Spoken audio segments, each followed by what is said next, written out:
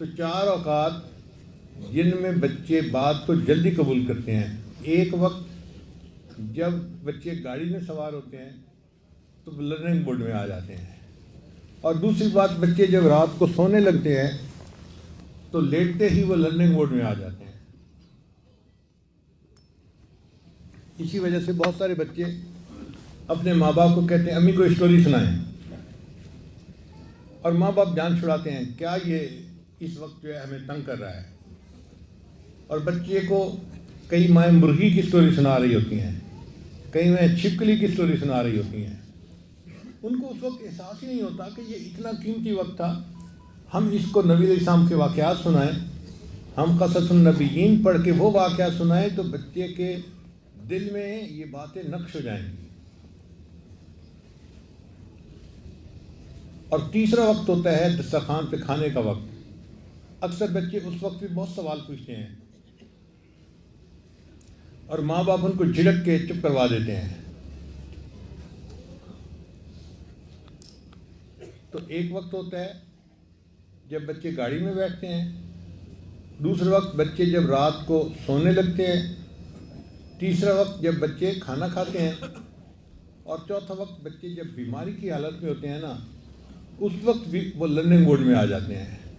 اس وقت ان سے اگر پیار محبت کا اظہار کریں تو بچہ چونکہ بیمار ہوتا ہے وہ اپنے ساتھ ہمدردی کرنے والی بات کو بڑے غور سے سنتا ہے. اس وقت اس کو اگر کوئی نصیحت کر دی جائے تو بچہ اس کو قبول کر لیتا ہے. حدیث مبارکہ میں ہے ایک یہودی لڑکا تھا جو نبی علیہ السلام سے بہت محبت کرتا تھا، اور نبی علیہ السلام بھی اس کے اوپر شفقت فرماتے تھے. ایک مرتبہ وہ بچہ بیمار ہو گیا تو نبی علیہ السلام نے فرمایا صحابہ کو کہ چلو اس کی عیادت کرنے کے لیے جاتے ہیں. چنانچہ نبی علیہ السلام اس کی عیادت کے لیے ان کے گھر گئے تو اس کا باپ جو یہودی تھا نا، اس کو یہ بڑی بات اچھی لگی کہ میرے بیٹے کی عیادت کے لیے مسلمانوں کے پیغمبر اتنے بڑی شخصیت آئے ہیں. اس نے بٹھایا تو نبی علیہ السلام نے بچے سے اس کی طبیعت پوچھی، اور اس وقت نبی علیہ السلام نے اسے فرمایا کہ دیکھو میں تمہیں بلاتا ہوں اسلام کی طرف، بہتر یہ ہے کہ تم کلمہ پڑھ کے اسلام قبول کر لو. تو جب نبی علیہ السلام نے یہ فرمایا نا تو بچے نے اپنے باپ کی طرف دیکھا. اس کے باپ نے اشارے میں کہہ دیا ہاں بچے جو ابو القاسم تمہیں کہہ رہے ہیں تم اس بات کو قبول کر لو. تو جیسے ہی باپ نے اشارہ کیا بچے نے اونچی آواز سے کلمہ پڑھا اور بچہ مسلمان ہو گیا. تو بیماری کے وقت میں بچہ ریسیپٹیو موڈ میں ہوتا ہے، اس وقت اس کو واقعات سنائے جائیں، باتیں کہی جائیں تو وہ جلدی اثر قبول کرتا ہے.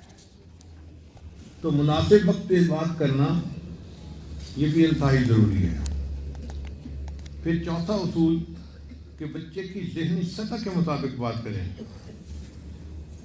کئی مرتبہ ہم بات کرتے ہیں جو بچے کی ذہنی سطح سے اوپر کی ہوتی ہے تو بچے کے کچھ سمجھ میں نہیں آتا کہ ہو کیا رہا ہے. نبی صاحب نے ارشاد فرمایا کلم الناس علی قدر عقولہم، تم لوگوں سے ان کی ذہنی سطح کے مطابق بات کیا کرو.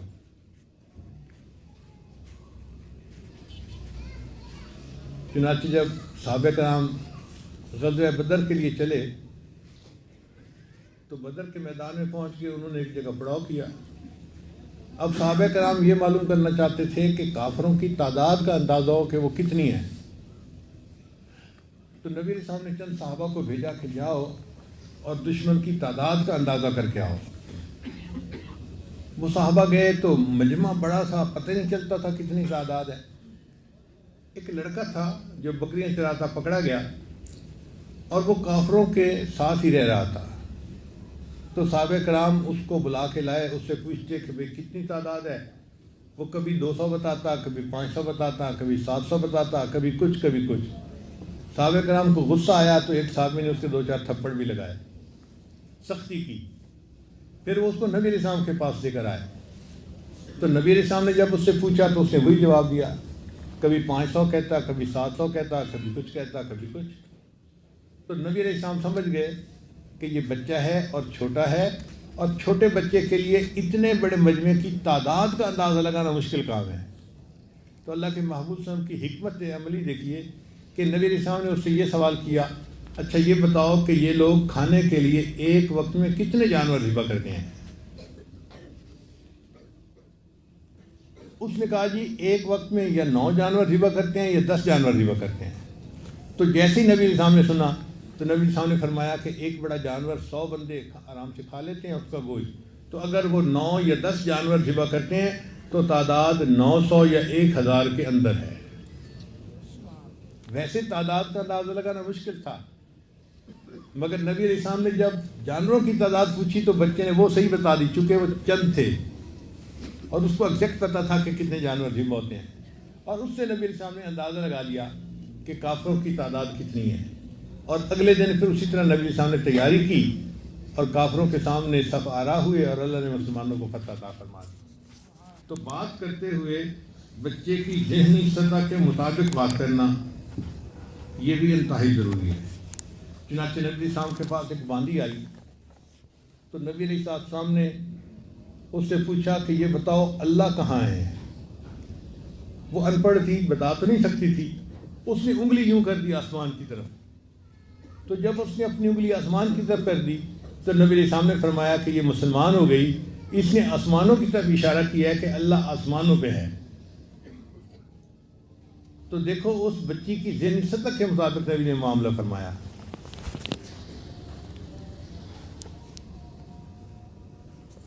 ایک مرتبہ ایک حبشن لڑکی تھی، اس نے کپڑے بڑے خوبصورت پہنے ہوئے تھے، وہ نبی علیہ السلام کے سامنے آئی تو نبی علیہ السلام نے اس کو سلام لیا اور پھر فرمایا کہ تیرے کپڑے بڑے ثنا ہیں۔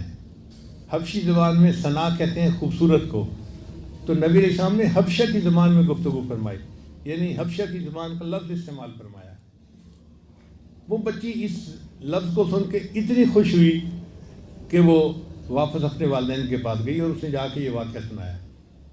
تو اللہ کے محبوب صلی اللہ علیہ وسلم نے حبشہ کی زبان کا لفظ استعمال کر کے بتا دیا کہ بات بچے کو ایسی کرو کہ اس کی ذہنی سطح کے مطابق ہو، بچہ اس کو سمجھ سکے اور اس پر ریسپونڈ کر سکے۔ تو پہلا اصول اولاد کے لیے دعائیں کرنا، دوسرا اصول کہ نرمی سے اولاد کی تربیت کرنا، تیسرا اصول کہ مناسب وقت پہ بات کرنا، اور چوتھا اصول کہ ان کی ذہنی سطح کے مطابق بات کرنا، اور پانچواں اصول کہ واضح بات کرنا۔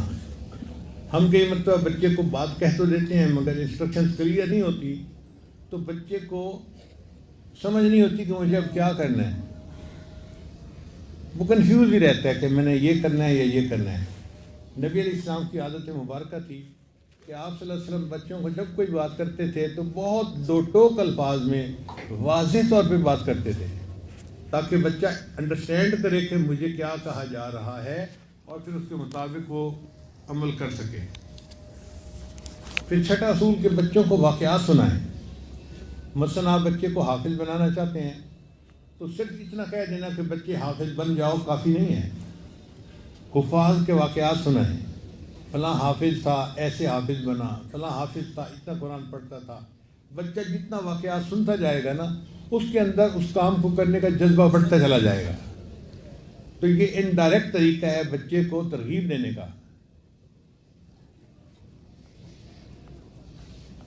بچے کو حفاظ کے واقعات، علماء کے واقعات سنا کر ذہنی طور پہ تیار کرنا کہ وہ بچہ بھی حافظ قرآن بن جائے، تو واقعات سنانا اس کے لیے بہت فائدہ مند ہے۔ اللہ تعالیٰ نے قرآن مجید میں بہت ساری قوموں کے واقعات نقل فرمائے ہیں۔ ان واقعات کو نقل کرنے کا مقصد کیا تھا کہ امت کو بات جلدی سمجھ میں آ جائے۔ اگر ہمیں ان کے واقعات پڑھ کر بات جلدی سمجھ میں آ سکتی ہے تو بچہ بھی جب واقعات سنتا ہے تو بات جلدی سمجھ میں آ جاتی ہے۔